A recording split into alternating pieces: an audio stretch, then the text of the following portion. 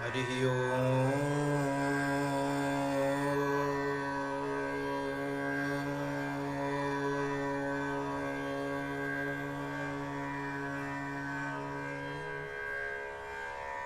हरिः ओम्।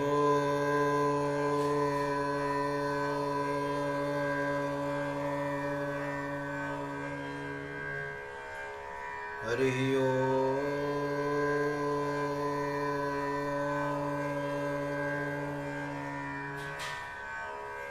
स्वस्ति श्री नृसिंहाय नमः। स्वस्ति श्री नृसिंहाय नमः। स्वस्ति श्री नृसिंहाय नमः। उग्रं वीरं महाविष्णुं ज्वलन्तं सर्वतोमुखं नृसिंहं भीषणं भद्रं मृत्युं नमाम्यहम्। अखण्डमण्डलाकारं व्याप्तं येन चराचरं तत्पदं दर्शितं येन तस्मै श्रीगुरुवे नमः। श्री नृसिंह भगवान की जय। राजा रामचंद्र भगवान की जय। वृंदावन कृष्ण चंद्र भगवान की जय। नर्मदा मैया की जय। श्री हनुमान जी महाराज की जय। राजा रामचंद्र भगवान की जय। वृंदावन कृष्ण चंद्र भगवान की जय। जय जय श्री राधे श्याम। नमः पार्वती पतये। हर हर हर हर महादेव। परम मंगलकारी, परम गुणकारी, यह सनातन धर्म की ध्वजा को लहराने वाली, हम आप सभी पर कल्याण करने वाली यह श्रीमद् भागवत की परम भक्तों को सुख प्रदान करने वाली कथा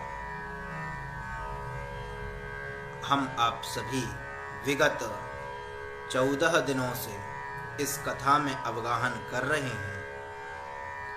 बंधुओं, यह सब भगवान की असीम कृपा से, असीम प्रेरणा से और उनकी कृपा वत्सलता के कारण निर्विघ्नता पूर्वक यह इतने दिन से यह कथा चल रही है और आप सभी इस परम भागवती कथा में अवगाहन कर रहे हैं और गोता लगा रहे हैं।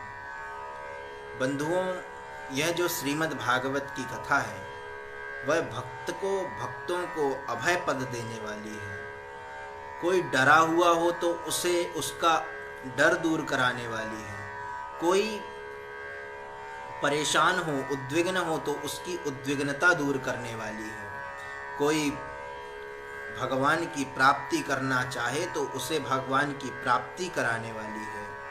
और कहाँ तक कहें कि वह तो साक्षात हरि से मिलाने वाली है। भगवान की भक्ति, कृपा वत्सल भक्ति प्राप्त करा देने वाली एकमात्र, अगर संसार में सबसे बड़ा मूल साधन माना जाता है तो वह श्रीमद् भागवत। क्योंकि आपने विगत कुछ दिन पहले श्रवण किया था कि जब ब्रह्मा जी ने तोलयत साधनान्यजः, अनेक साधनों को जब तोला और एक तराजू में साधन रखे और दूसरे तराजू में श्रीमद् भागवत की कथा को रखा, एक तरफ वेद, वेदांग, उपनिषद इत्यादि अनेक सब कुछ रखने के पश्चात और एक तरफ जब भागवत जी को रखा तो भागवत जी का पलड़ा भारी हो गया। और यही भागवत जी लोगों को अभय पद देने वाली हैं, कल्याण प्रदान करने वाली हैं। जिस प्रकार एक संत परीक्षित को संत प्राप्त हुए उसी प्रकार मानव जीवन में भी जिस प्रकार परीक्षित को अभय पद देने वाले गुरु प्राप्त हुए, संत प्राप्त हुए, उसी प्रकार व्यक्ति को, हमको, आपको जीवन में अगर कोई योग्य सद्गुरु प्राप्त हो जाता है तो वह जीवन की नैया पार लग जाती है। एक जगह श्लोक आया है कि गंगा पापम ससिम तापम दैन्यम कल्पतरुस्तथा पापम तापम च दैन्यम च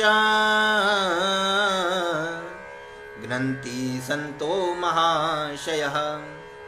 कहते हैं गंगा पापम, गंगा पाप को नष्ट करती है, शशि अर्थात चंद्रमा ताप को नष्ट करता है और कल्पतरु दैन्यता को नष्ट कर देता है। गंगा जो है पाप को नष्ट करती है और चंद्रमा ताप को नष्ट करता है, और इसके बाद कल्पतरु आपकी दीनता को नष्ट करता है। किंतु पापम तापम च दैन्यम च, इन तीनों को नष्ट करने की एकमात्र अगर औषधि है तो घ्नन्ति संतो महाशयः, कोई योग्य संत की प्राप्ति कर लें अथवा किसी योग्य सद्गुरु की शरणागति कर लें तो हमारे जीवन से पाप भी खत्म हो जाएगा, हमारे जीवन से ताप भी खत्म हो जाएगा और हमारे जीवन से दीनता भी समाप्त हो जाएगी।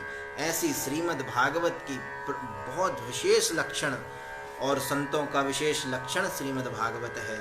बंधुओं, हम आप सभी विगत दिवस से, विगत कई दिनों से भगवान की सुमधुर भगवान की कथाओं का श्रवण आनंद लाभ उठा रहे हैं और इसी कथा के आगे हम लोग चलते हैं, कथा में आगे बढ़ते हैं। आपने पूर्व में देवहूति कर्दम का संवाद, भगवान कपिल का संवाद श्रवण किया, उनकी कथा श्रवण की।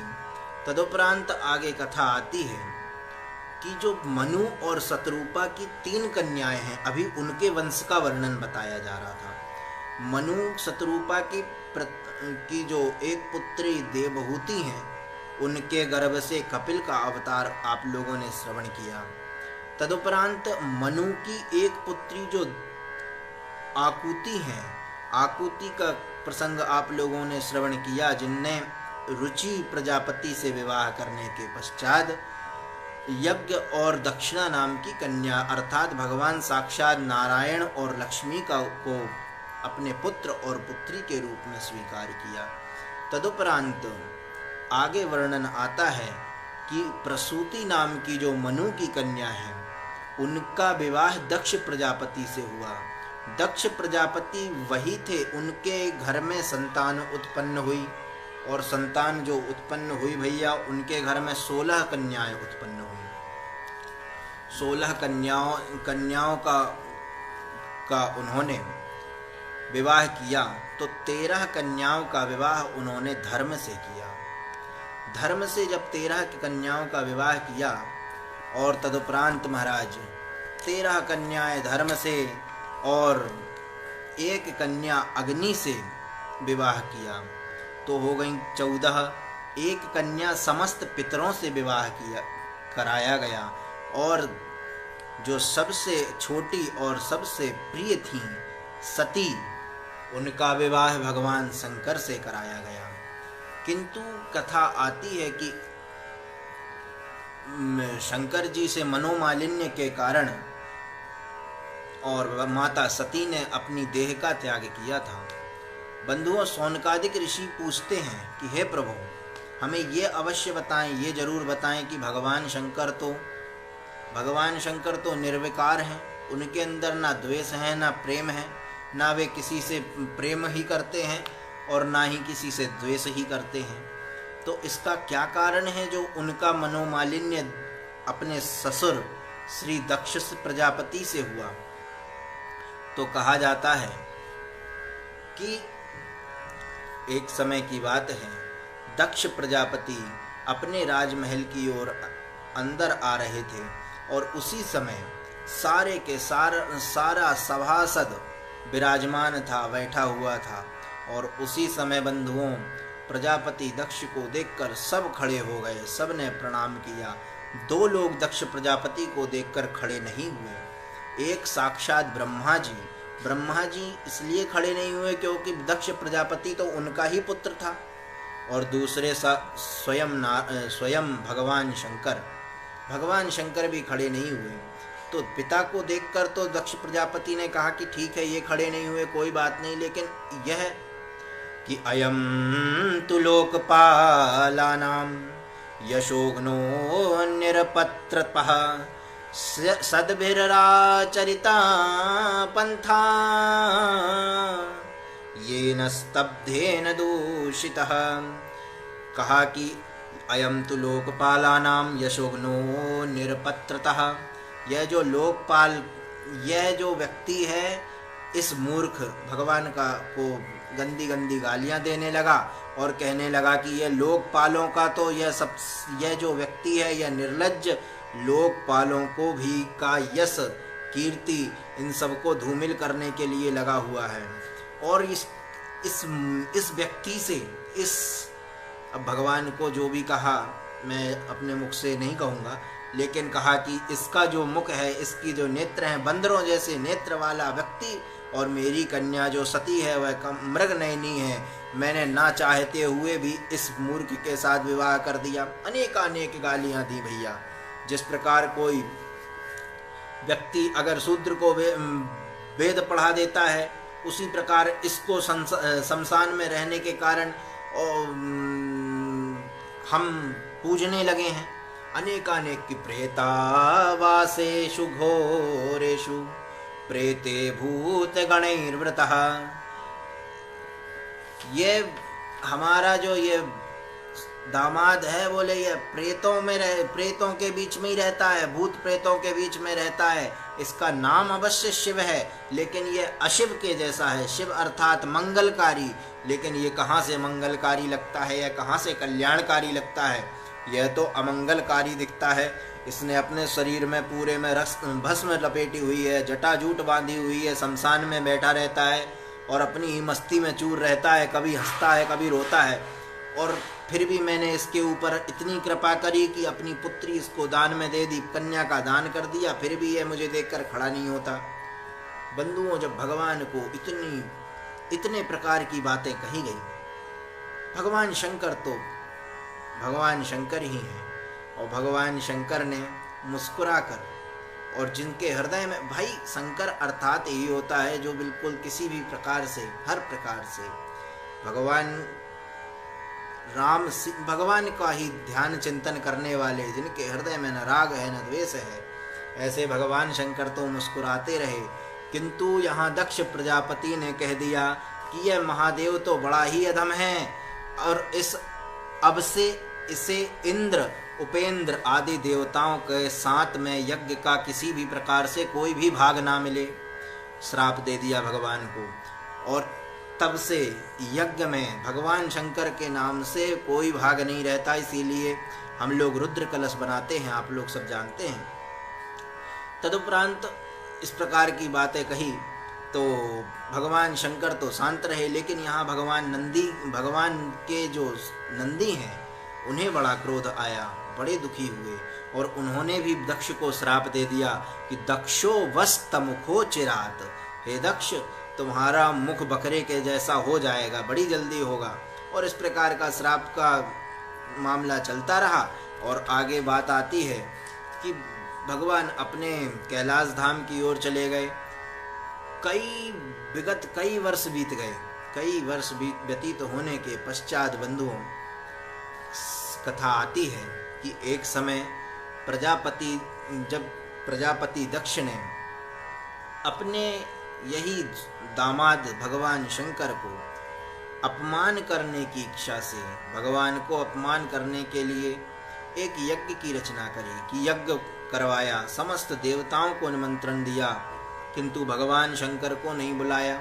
अब जब भगवान शंकर को नहीं बुलाया तो भगवान शंकर जब नहीं गए तो ब्रह्मा और भगवान विष्णु भी नहीं गए। लेकिन यहाँ पर माँ सती के मन में कुछ भाव था कि पिता के यहाँ यज्ञ है, और पिता के यहाँ जब यज्ञ है तो वहाँ तो जाना आवश्यक है। तो बड़े प्रेम से अपने पतिदेव अर्थात भगवान शंकर से प्रेम से हाथ जोड़कर निवेदन करती हैं कि प्रजापतेस्ते स्वसुरस्य सांप्रतम निर्यापितो यज्ञ महोत्सवः किल वयं च तत्राभिसराम वामते यदर्थितामी विबुधा व्रजन्ति। अर्थात सुना है हे प्रभु, ये नहीं कहा कि मेरे पिता के यहाँ, बड़े प्रेम से कहा कि प्रजापतेस्ते स्वसुरस्य, ते मतलब आपके, स्वसुरस्य आपके ससुर जी के यहाँ पर यज्ञ हो रहा है। जब आपके ससुर जी के यहाँ यज्ञ हो रहा है तो हे प्रभु, हम दोनों अपने ससुर के यहाँ, आपके ससुर के यहाँ, मेरे पिता के यहाँ अवश्य चलें और उस यज्ञ को देखने की मेरी इच्छा को आप पूर्ण करिए, क्योंकि आप अर्धनारीश्वर हैं। आपने अपने शरीर पर मुझे आधा स्थान प्रदान किया है, इसीलिए हे महादेव मेरी इच्छा की पूर्ति करिए, क्योंकि मेरा मन स्त्री का है, मैं स्त्री हूँ और मेरा मन बार बार अपने पिता की घर की ओर जा रहा है। और हे पतिदेव, मैं आपसे एक बात आपसे यह निवेदन करना चाहती हूँ कि पति, गुरु, सुहृद मतलब अपने जो सुहृद हैं और माता पिता, इनके घर बिना बुलाए ही जाना चाहिए। इनके घर बुलाना और नहीं बुलाना बात बराबर ही होती है। आप लोग याद रखिएगा, अपने पति के घर बिना बुलाए जाया जा सकता है, अपने गुरु के घर बिना बुलाए जाया जा सकता है, अपने माता पिता के घर बिना बुलाया जाया जा सकता है, और अपने सुहृद अर्थात अपने मित्रों के घर भी बिना बुलाए जाया जा सकता है। तदुपरांत देवी ने जब इस प्रकार कहा तो भगवान शंकर कहते हैं कि त्वयोदितं शोभनमेव शोभने अनाहुता अभिव्यन्ति बन्धुषु ते यद्यनुपात्पदिता दोषदृष्ट्यो बलीयसानात्ममदेन मन्युना। अर्थात हे सुंदरी, तुमने जो कहा कि अपने बंधुजनों के यहाँ बिना बुलाए भी जाना चाहिए, किंतु हे सुंदरी, हे मेरी प्रिय, आपको एक बात बतला दूं कि ये जो दक्ष प्रजापति हैं वे अपने मन में किस प्रकार के भाव रखे हैं। मन में अहंकार का भाव रखकर यह यज्ञ को करा रहे हैं। मुझे अपमानित करने की दृष्टि से यह इस यज्ञ को करा रहे हैं, किंतु मैं तुम्हें इसीलिए जाने की आज्ञा नहीं दे सकता। किंतु एक स्त्री का स्वभाव होता है कि जाना है, जाना है। तब यहाँ पर भगवान ने उन्हें पूर्व काल का स्मरण सुनाया कि मेरा अपमान तुम्हारे पिता ने किया था।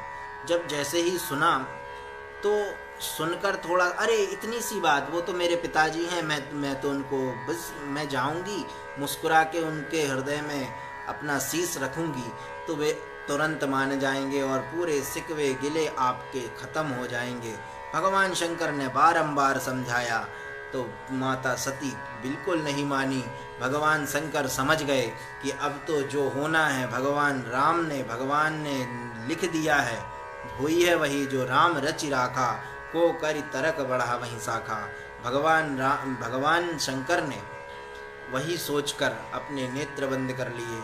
माता सती बार बार उद्विग्न होकर परेशान होकर भगवान के चरणों को बार बार पकड़ के बार बार भगवान से प्रेम से पूछती हैं कि जाऊं, आप चलिए। तब भगवान ने अंतिम बार कहा कि यदि व्रजस्येतिहास्य मद्वचो भद्रं भवन्या न ततो भविष्यति संभावितस्य स्वजनात् पराभवो यदा स सद्यो मरणाय कल्पते।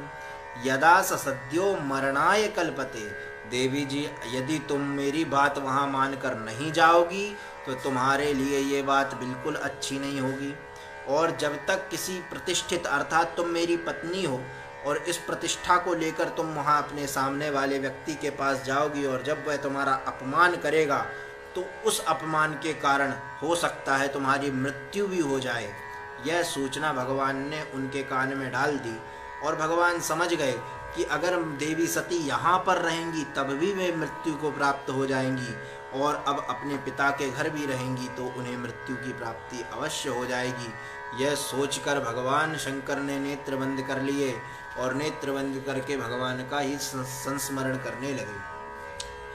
देवी सती चली गई और जब जाते हुए भगवान ने देख लिया कि अब तो देवी रुकने वाली नहीं है, तो भगवान ने हजारों पार्षदों को माता सती के साथ भेज दिया और अपने बैल की सवारी से माता सती अपने पिता दक्ष प्रजापति के घर पर पहुंची। किंतु दक्ष प्रजापति ने तो अपनी पुत्री सती को देखकर भी अनदेखा कर दिया। बिल्कुल स्नेह प्रेम की तो बात ही नहीं, पहचानना भी मुश्किल हो गया। यह देखकर सती को बड़ा बुरा लगा, लेकिन कोई बात नहीं। अपनी माता से मिली, अपनी बहनों से मिली। माता और बहनों के अतिरिक्त और उनसे किसी ने बात भी नहीं की। दक्ष प्रजापति की यह पुत्री सती आज बड़ी दुखी है, बहुत परेशान है कि आज पिताजी ने, देखो भैया आप लोगों को एक बात बताऊं, पिता वह होता है अपनी पुत्री के लिए एक ऐसा प्रेम वाला रिश्ता है, यह ऐसा प्रिय रिश्ता है, एक ऐसा बंधन है कि पिता और पुत्री का जो प्रेम है इसका वर्णन करना शायद वाणी से संभव है ही नहीं। वह पिता जो अपनी पुत्री को जीवन भर अपना पेट काट कर पढ़ाता लिखाता और अच्छे संस्कार देता, जितना हो सकता है सब कुछ करता, और अंततोगत्वा उसे सुंदर और योग्य और सुशील बनाकर किसी और के हाथ पर सौंप देता है, वह होता है पिता, वह होता है एक सच्चा पिता। तो पिता का अभिप्राय भी यही है कि पिता तो अपनी पुत्री के लिए, एक जग में अगर संसार में वैसे तो सारे रिश्ते नाते स्वार्थ के वशीभूत होते हैं, लेकिन पिता और पुत्री का जो रिश्ता होता है बंधुओं, वो बिना स्वार्थ का होता है। पिता अपनी पुत्री से कभी कहता नहीं है कि बेटी मैं तुझे बहुत स्नेह करता हूँ, बहुत प्रेम करता हूँ, लेकिन बिना कहे ही पिता पुत्री का जो प्रेम है, आहा, उसका वर्णन करना तो किसी भी वाणी में संभव नहीं है। आपने तो कई बार श्रवण भी किया होगा, कई बार सुना भी होगा। पूज्य बापू कहते हैं कि अगर किसी बच्ची का, किसी लड़की का, किसी बेटी का हृदय दुखाना है ना, तो उसका हृदय, अगर उसे परेशान करोगे तो उसका हृदय नहीं दुखेगा, लेकिन अगर किसी बच्ची का अगर हृदय दुखाना है तो उसके पिता को गाली दे दो, उसके पिता को अपशब्द कह दो, तो बेटी उस दिन भोजन तक नहीं करेगी, उस दिन उसके मुंह से निवाला अंदर नहीं जाएगा। पिता और पुत्री का प्रेम स्नेह ऐसा ही होता है। किसी बंधुओं, किसी बहू को कोई कुछ भी कहता रहे, दिन रात डांटता रहे, भटकता रहे, कुछ भी करता रहे, पुत्री कुछ नहीं कहेगी, लेकिन एक बार अगर पिता के नाम पर अगर कुछ कह दिया तो बेटी के मुख से निवाला अंदर नहीं जाता। बेटी रुदन करती रहेगी, दिन भर सबको बनाकर खिलाएगी पिलाएगी, सब करेगी, लेकिन पिता के लिए एक बार भी कुछ कह दिया तो बेटी का हृदय उस दिन रुदन करता रहता है, रोता रहता है। ये पिता का और पुत्री का प्रेम है, ये पिता पुत्री का स्नेह है। और याद रखना, जिस दिन पुत्री को पता चलता है, जिस दिन पुत्री को पता चलता है कि आज उसके पिताजी गुजर गए, तो उस दिन वह पुत्री अपने मायके आकर, मायका कभी माँ के नाम से नहीं होता, मायका हमेशा पिता के लिए, पिता के नाम से होता है। पिता जब तक है तब तक बेटी अपने अधिकार से हमेशा अपने पिता के घर जाती रहेगी, बेटी अपने अधिकार से जाएगी। लेकिन अगर पिता गुजर गए तो बेटी उस दिन अंतिम बार जब आएगी तो उस दहलीज पर सर पटक पटक के रोएगी, और वह समझ जाएगी कि आज से यह दहलीज मेरे अधिकार से बाहर हो गई, क्योंकि अब पिता का जो पुत्र अर्थात मेरा भाई जो भी रहेगा, मेरे भाई के अनुसार, माता तो भाई के अनुसार चलेगी, जब तक पिता रहता है तब तक बेटी अधिकार पूर्वक अपने पिता, फिर भाई की आज्ञा से उसे घर के अंदर प्रविष्ट होने का अधिकार शायद बहुत सौभाग्यशाली भाई होते हैं जो बहन को लाड़ दुलार करते हैं, लेकिन आजकल की तो जो धर्म पत्नियां हैं वे तो सबसे पहले यही कहती हैं कि ए जी सुनो, हमने अपने माता पिता त्यागे, अब तुम भी अपने माता पिता त्यागो। ऐसी परिस्थितियों में तो भैया सभी माताओं से, सभी बहनों से मेरा निवेदन है, आप लोग हमेशा भैया बंधुओं प्रेम करना सीखो, प्रेम जानो, क्योंकि प्रेम ही है जो परमात्मा से मिला सकता है। प्राणी मात्र से प्रेम करो, किसी से द्वेष मत करो, यही सबसे बड़ा निश्चल प्रेम ही व्यक्ति को भगवान की प्राप्ति कराता है। हमारा शास्त्र, हमारे वैष्णव, हमारे संत मुनि इत्यादि सबका यही कहना है, आप राग किसी से मत करो, आप आसक्ति किसी से मत करो, लेकिन संसार में परमात्मा के द्वारा बनाई गई इस सृष्टि से आप घृणा भी मत करो। आपको प्रेम करना होगा, आपको करुणा करना होगा, आपको दया करना होगा। और इसी के कारण पृथ्वी भैया, इसी के कारण पृथ्वी आज हमारी भगवान की पृथ्वी इसी कारण टिकी है। और बंधुओं, आजकल तो एक छोटा सा और बात कहूँ और फिर कथा को आगे बढ़ाएं कि आजकल तो ऐसी ऐसी बहुएं आ गई हैं कि सबसे पहले घर आती हैं और घर आकर अपने माता पिता, अपने ससुर और सास को सबसे पहले अनाथ आश्रम में भिजवा देती हैं, वृद्धाश्रम में भिजवा देती हैं। इसीलिए भैया आप लोगों से मैं निवेदन करता हूँ, मैं हाथ जोड़कर बारंबार वंदन करता हूँ, प्रणाम करता हूँ कि कभी भी अपने माता पिता, अपने ससुर को कभी इस प्रकार के कार्यों में मत डालना कि आपको भी, क्योंकि जो आप अपने माता पिता के साथ करोगे वे आपके बच्चे भी उसी प्रकार करेंगे। एक जगह बात आई थी कि एक ज्योतिषी से पूछा, किसी व्यक्ति ने पूछा कि महाराज जी मेरी मृत्यु कैसे होगी और मेरी मृत्यु कहाँ होगी, मैं किस परिस्थिति में मरने वाला रहूँगा। तो ज्योतिषी ने कहा कि जिस परिस्थिति में तेरे पिता मरेंगे, जिस परिस्थिति में तेरे पिता की मृत्यु होगी, उसी परिस्थिति में तेरी मृत्यु, अंतिम समय तेरा वैसा ही रहेगा। तो सुन के वह उठा और भागा। ज्योतिषी ने पूछा कि क्या हुआ, क्यों भाग रहे हो? तो उसने बोला, मैं अब अपने पिता को अनाथाश्रम से लेकर आ जाऊं, मैं अपने पिता को वृद्धाश्रम से लेकर आ जाऊं। अर्थात यही है बंधुओं कि हम अपने घर में माता पिता को, अपने बंधुओं को, सबको प्रेम करना सीखो। प्रेम करोगे, प्रेम का फल बड़ा मीठा होता है। प्रेम व्यक्ति के जीवन में सबसे बड़ा, क्योंकि ईर्ष्या व्यक्ति, याद रखना कि बिना आप लोग क्रोध के 24 घंटे भी जीवित नहीं रह सकते। आप लोग क्रोध करके देखना, 24 घंटे लगातार अगर आपने क्रोध किया, ये मनोवैज्ञानिक लोग कहते हैं, जो व्यक्ति बिल्कुल लगातार 24 घंटे अगर कोई क्रोध कर ही नहीं सकता, हो ही नहीं पाएगा, लेकिन 24 घंटे और नहीं तो आप कई हजार दिन आप प्रेम करके रह सकते हैं, लेकिन आप 24 घंटे भी क्रोध में नहीं रह सकते। क्रोध आपको बुद्धि को बिगाड़ देगा, लेकिन प्रेम आपके हृदय को निर्मल कर देगा। किसी से भी प्रेम करो, मैं तो कहता हूँ कि सारे संसार से प्रेम करो, क्योंकि प्रेम करना सीखो। भागवत और बाकी जितने भी ग्रंथ हैं सब हमें प्रेम करना सिखाते हैं, अपने कर्तव्य का पालन करना सिखाते हैं। हम बात को आगे बढ़ाएं कि यहाँ पर पिता अपनी पुत्री से द्वेष करने लगे। यहाँ पर श्री सती माता से द्वेष के कारण आज माता ने सिर्फ बात करी और इसके पश्चात किसी ने बात नहीं की, बहन ने बात करी बस। लेकिन अपना अपमान तो सहन कर लिया, और जब यज्ञ की ओर ध्यान दिया तो वहाँ पर भगवान शंकर का तो कहीं स्थान ही नहीं था।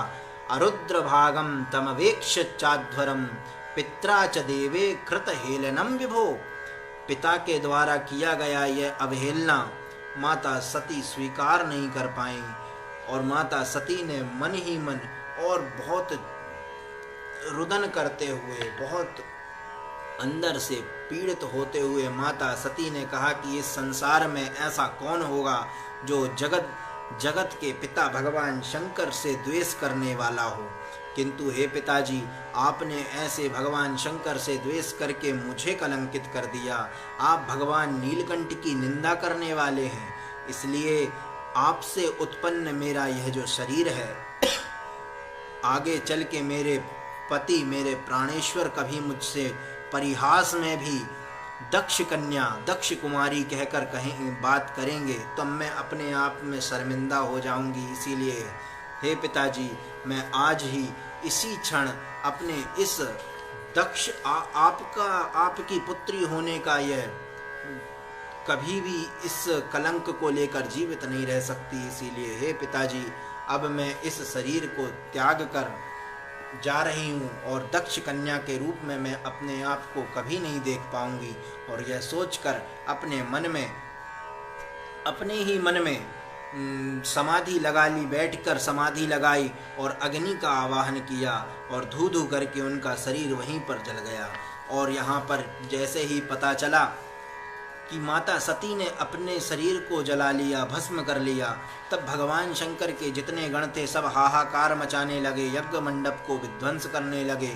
तब भृगु ऋषि ने ऋभुजुओं को प्रकट किया और उनके द्वारा भगवान के पार्षदों को मारकर भगा दिया गया। नारद जी ने भगवान शंकर से बताया कि प्रभु, घटना घटी है, माता सती ने देह त्याग कर दी है। तब भगवान बड़े क्रोधित हुए, अपने सर का एक बाल तोड़ा है, उसको जमीन पर पटका है।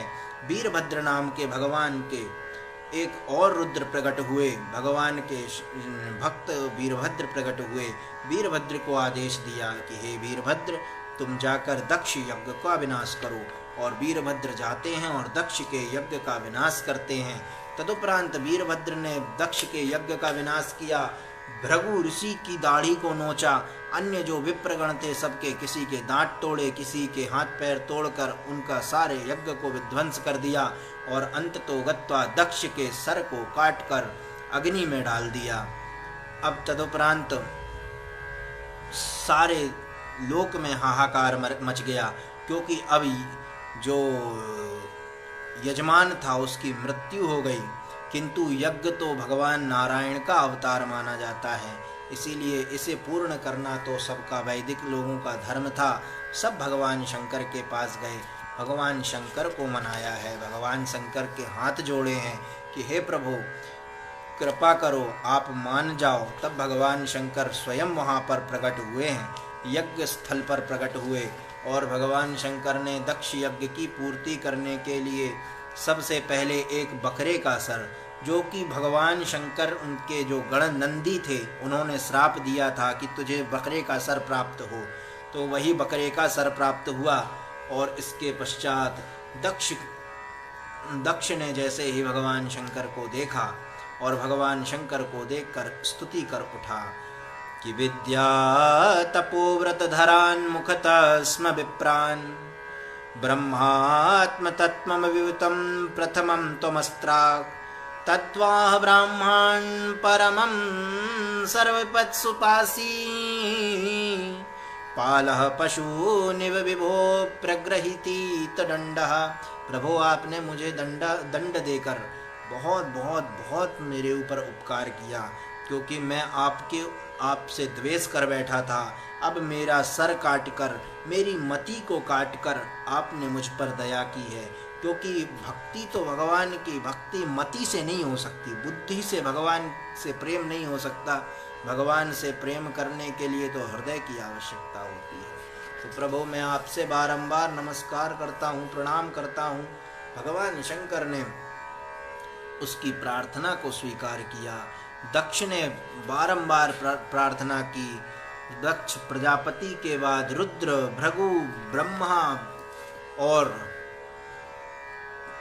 इत्यादि इंद्र, सिद्ध, यजमान, लोकपाल, योगेश्वर, ये सब के सब भगवान शंकर से प्रार्थना करते हैं और नमन बारंबार करते हैं। तब भगवान, और इतने में जब भगवान शंकर की प्रार्थना हो ही रही थी, तभी साक्षात वहाँ पर गरुड़ पर बैठकर भगवान नारायण समुपस्थित हो गए। बोलिए नारायण भगवान की जय।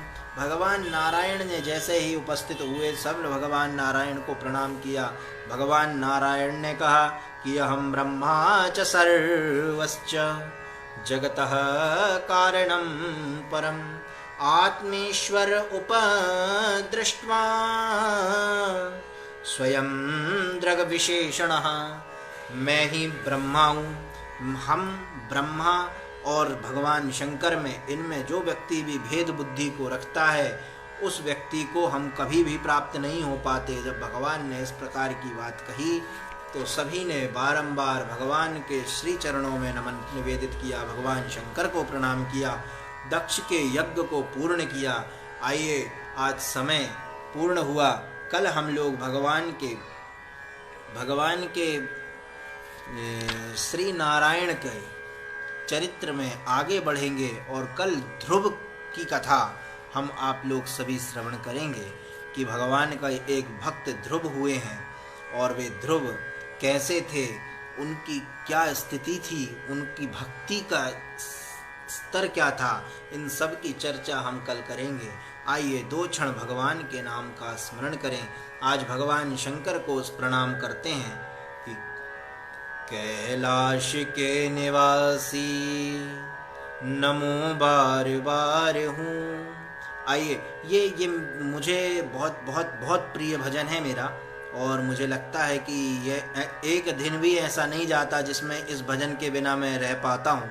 और आप लोग भी इस भजन को प्रेम से श्रवण करें और नित्य भगवान शंकर को प्रणाम करके और उनके सन्मुख प्रार्थना अवश्य किया करें कि कैलाश के निवासी नमो बार बार हूँ, नमो बार बार हूँ। आयो शरण तिहारी भोले तार तार तू, कैलाश के निवासी नमो बार बार हूँ, नमो बार बार हूँ। आयो शरण तिहारी बाबा तार तार तू। भक्तों को कभी शिव तूने निराश ना किया, मांगा जिन्हें जो चाहा वरदान दे दिया। भक्तों को कभी शिव तूने निराश ना किया, मांगा जिन्हें जो चाहा वरदान दे दिया। एक छोटी सी बात आप लोग से कहें कि भगवान शंकर का एक बार भगवान शंकर के मंदिर में बहुत सोने का घंटा टंगा हुआ था। भगवान के शिवलिंग के बिल्कुल ऊपर एक चोर आया और उस चोर ने भगवान को प्रणाम किया और शिवलिंग के ऊपर पैर रखकर और उस घंटे को निकालने लगा। तो भगवान शंकर वहाँ पर प्रकट हो गए और भगवान शंकर ने कहा कि मांग तुझे क्या चाहिए। तो भगवान शंकर ने जैसे ही कहा कि क्या चाहिए, तो भगवान शंकर से कहा कि प्रभु, मैंने तो कभी जब तब तीर्थ संयम इत्यादि तो कभी जीवन में कुछ किया ही नहीं, तो आप प्रकट कैसे हो गए। तब भगवान शंकर ने कहा कि बेटा, मेरे ऊपर कोई दूध चढ़ाता है, कोई दही चढ़ाता है, कोई शहद चढ़ाता है, कोई पंचामृत चढ़ाता है और कोई शक्कर चढ़ाता है, किंतु बेटा आज तू खुद चढ़ गया और इसीलिए मैं बहुत प्रसन्न हूँ, तुझे जो चाहिए वो मांग ले। तो ऐसे भगवान शंकर हैं। तो भक्तों को कभी शिव तूने निराश ना किया, मांगा जिन्हें जो चाहा वरदान दे दिया। बढ़ा है तेरा दायरा बड़ा दातार तू, बढ़ा है तेरा दायरा बड़ा दातार तू। आयो शरण तिहारी बाबा तार तार तू, कैलाश के निवासी नमो बार बार हूँ, नमो बार बार हूँ। आयो शरण तिहारी बाबा तार तार तू। बखान क्या करूँ मेरा आँखों के ढेर का, बखान क्या करूँ मेरा आँखों के ढेर का। चुटकी भभूत में है खजाना कुबेर का, चुटकी भभूत में है खजाना कुबेर का। गंगे द्वार मुक्ति द्वार ओंकार तू, गंगे द्वार मुक्ति द्वार ओंकार तू। आयो शरण तिहारी बाबा तार तार तू, कैलाश के निवासी नमो बार बार हूँ, नमो बार बार हूँ। आयो शरण तिहारी बाबा तार तार तू, कैलाश के निवासी नमो बार बार हूँ। आयो शरण तिहारी बाबा तार तार तू। बोलिए शंकर भगवान की जय, नर्मदा मैया की जय, श्री हनुमान जी महाराज की जय, राजा रामचंद्र भगवान की जय, वृंदावन कृष्णचंद्र भगवान की जय। जय जय श्री राधे श्याम। आप सभी नित्य कथा श्रवण भी करते हैं और कथा का गान भी करते हैं। प्रयास यह किया करिए कि नित्य भगवान की इस परम मंगलमय कथा में आप लोग आया करें। कुछ अच्छे भाव से भी आते हैं और कुछ जिस भाव से भी आते हैं, सबका मैं स्वागत करता हूँ। क्योंकि कुछ लोगों का कहना है कि भागवत तो सिर्फ मंच पे ही की जा सकती है, तो उन लोगों को भी मैं निवेदन कर दूं हाथ जोड़कर कि भैया कथा तो हमेशा कहीं भी की जा सकती है। और कुछ लोगों बड़े बड़े विद्वान अपने अपने हिसाब से ढंग से बात कर रहे हैं इस कथा के विषय में, उन सबको भी मैं प्रणाम करता हूं कि भैया आप अच्छे मन से और बुरे मन से, जिस मन से भी कथा श्रवण कर रहे हैं, आप कर रहे हैं, यही मेरा सौभाग्य है और यही भगवान की कृपा भी है, आप पर भी बने और आपको सद्बुद्धि प्राप्त हो। इसी बीच में हमारे प्रिय अनुज श्री बालकृष्ण जी महाराज संगीत वादक हमारे कथा में आए। हमारे अरुण पटेल रमा भैया भी कथा नित्य श्रवण करते हैं। प्रिय भैया संदेश यादव जी भगवान की प्रिय भागवती कथा में नित्य इस कथा को शेयर भी करते हैं और नित्य लोगों को शिक्षा भी देते हैं कि इस कथा से क्या शिक्षा प्राप्त हुई। आपको भी बहुत बहुत धन्यवाद। हमारी गुरु बहन मनीषा तिवारी जी भी आप कथा नित्य श्रवण करती हैं, आप भी नित्य भगवान की इस कथा को शेयर करती हैं, आपको भी हृदय से धन्यवाद। दिल्ली से अमरेंद्र पाल भैया आप भी नित्य भगवान की इस भागवती कथा को श्रवण कर रहे हैं, बहुत बहुत हृदय से धन्यवाद। प्रिय अनुज संजय शास्त्री आप भी भगवान की इस भागवत कथा को नित्य श्रवण करते हैं। दीपक कुमार मिश्रा जी भैया जय श्री राधे। सौरभ पांडे जी सादर हृदय से नर्मदे हर भैया। हमारी विजय श्री राजलक्ष्मी शर्मा जी आपको भी जय श्री राधे। प्रिय बलराम ब्रजवासी जी बहुत बहुत हृदय से धन्यवाद, राधे राधे भैया। श्रीमती आरती पटेल जी राधे राधे, आपने राधे राधे जय श्री राधे। अंकिता पटेल, प्रवीण चतुर्वेदी जी भी आज कथा श्रवण कर रहे हैं। प्रिय प्रवीण भैया आपको भी जय जय श्री राधे। विपिन चौबे जी भैया आप भी नित्य भगवान की इस कथा को श्रवण करने आते हैं, बहुत बहुत हृदय से धन्यवाद। श्वेता राजपूत जी आपको भी जय श्री राधे। नीतू पटेल जी भी भागवत की इस परम मंगलमय कथा को नित्य श्रवण करती हैं, आपको भी जय जय श्री राधे, राधे राधे। श्री आशीष दास जी सादर प्रणाम, नर्मदे हर आपको भी प्रणाम करता हूँ, आप भी भगवान की इस परम मंगलमय कथा को श्रवण कर रहे हैं। भूषण सक्सेना जी आपको जी जय श्री राधे। विनय पाठक जी जय श्री राधे, आप नित्य भगवान की कथा को श्रवण करें, स्वागत है आपका। सक्षम आनंद भैया नित्य भगवान की इस परम भागवती कथा को श्रवण कर रहे हैं, हृदय से आपको भी बहुत बहुत धन्यवाद। उज्जैन से देवयानी सिंह जी आप भी भगवान की कथा को श्रवण कर रही हैं, राधे राधे। प्रिया पटेल आप भी कथा को श्रवण कर रही हैं, राधे श्याम, राधे राधे। और अभिलाषा जायसवाल कथा को श्रवण कर रही हैं, आपको भी राधे राधे। नरसिंह मंदिर सिहोरा के महंत श्री बांके बिहारी दास जी महाराज, पूज्य महाराज जी को भी जय श्री राधे। भगवान नरसिंह की कृपा आप पर बनी रहे, भगवान की कृपा आप पर बनी रहे और आप संतों की कृपा हम पर भी बनी रहे, ऐसी प्रार्थना के साथ आप सभी ने भगवान की इस परम भागवती कथा का आज सती चरित्र को श्रवण किया और तदुपरांत कल आप लोग भगवान के ध्रुव चरित्र को श्रवण करेंगे। यह भागवत का मतलब ही होता है कि भगवान के जो भक्त हैं उनकी कथा है और इस भगवान के भक्तों के कारण भगवान कैसे अवतार ग्रहण करते हैं उसी का नाम भागवत है। तो आइए कल हम भगवान की इस परम मंगलमय ध्रुव चरित्र का भी श्रवण करेंगे। इसी आशा के साथ आप सभी को जय श्री राधे, जय श्री कृष्णा। नित्य की भांति आप लोग कथा श्रवण करें। प्रणाम। राधे राधे।